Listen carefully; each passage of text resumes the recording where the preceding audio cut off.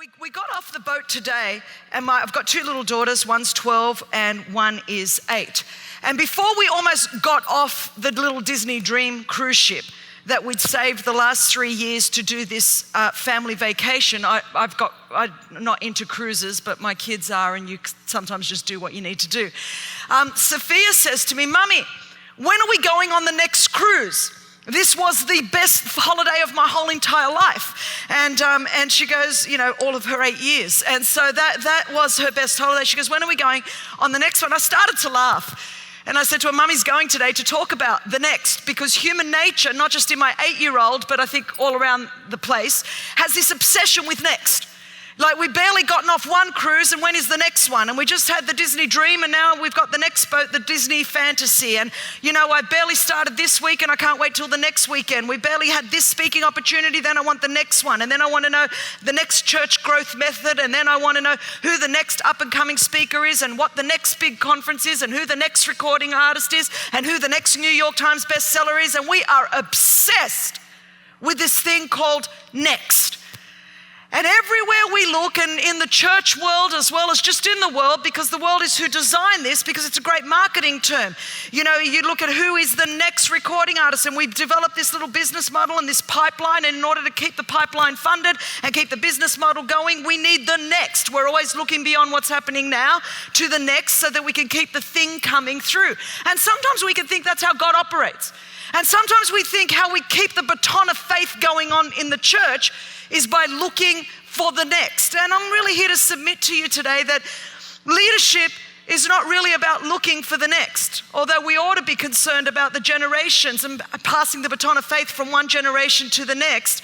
But the truth is, we are not to be obsessed with who is the next, because the one did come 2,000 years ago. We don't need the next one. He already came. What we need to do is, every one of us in our generation, is point to him and to mobilize and equip and empower people towards Christ. And I think what happens is many of us are chasing the next, and we're so obsessed with not missing the next because we're leaders. And so we want to make sure that either, hopefully, we are the next, or we help to pick the next, because that makes us look better as leaders.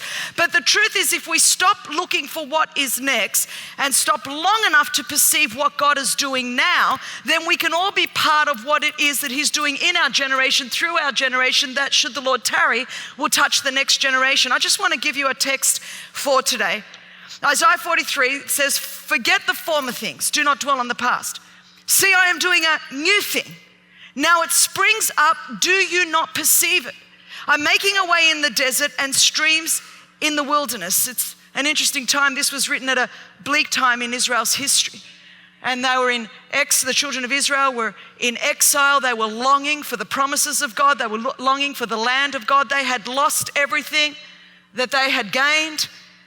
And it was very, very dark, not unlike what our world is like today. And yet here in this text, they needed a new work, they needed a new miracle, they needed a whole new experience. And that word new means fresh. Because God's doing a fresh work today, but he's not doing a different work. In the book of Matthew, Jesus said, "This is what I'm doing. I'm building my church. And the gates of hell shall not prevail against the church of the living God." I am not one of the naysayers, sorry to disappoint you. But my experience all around the world is the church of Jesus Christ is dynamic, she's thriving, she's alive, she's well. Contrary to what's happening, she is growing. And if we stop to perceive what God is doing, then we won't miss what we think he's not doing. Because what we sit down and we think, "God, you're not doing anything."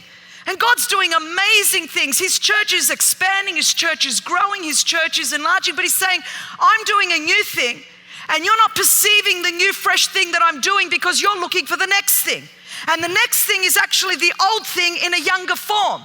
You want, who is the next Beth Moore, or who is the next Louis Giglio, or who is the next Chris Tomlin, or who is the next Joel Houston, or who is the next? And God goes, "Why are you looking for the next? I'm doing what I want to do in and through their life. You do not perceive what I'm doing because you're looking for the next, and the next is simply a younger version of what I've already done. I am not going to do what I've already done in a younger body, because you just want a facelift of the old. You just want a remodeling of the old, but I'm not doing an old thing. I'm doing a brand new thing, and you are missing the new because you're chasing the next. And so what we need is to be a generation of leaders that can perceive the new thing that God is doing in our midst, so that while we are chasing the next big thing, we are missing the new thing that God is doing. And so he goes on and he says,